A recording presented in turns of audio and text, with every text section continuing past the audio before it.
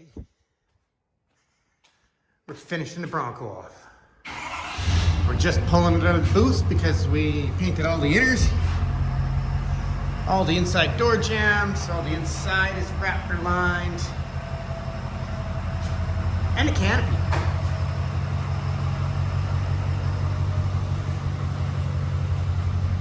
So we're just gonna throw the hood on, pull this thing out, and take it to the shop.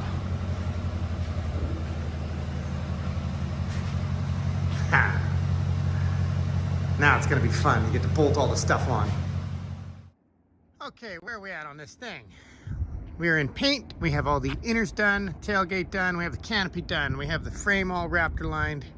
We have raptor lined the inners. And there's still gonna be some areas we gotta touch up here and there. And now we need the windshield installed. We have to put the fuel door on. We got to do all the new seals for the doors and the canopy. We got all new seals for that. It's just sitting there right now because it just came out of the paint booth. And then it goes for the sunset decal package in 2 weeks over to a graphics company in town. We can't finish assembly because the decal package curves around the corners at the front where the grill is. And we might as well just give them as much room as possible to do their job. And then we can put everything back in.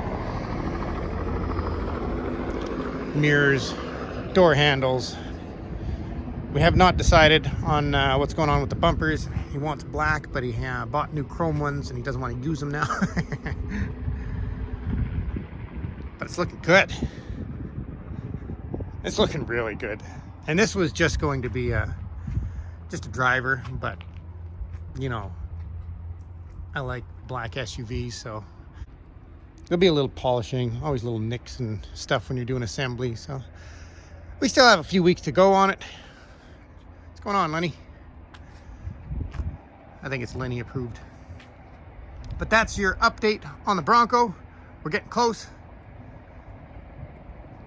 And then we get to go for a test drive.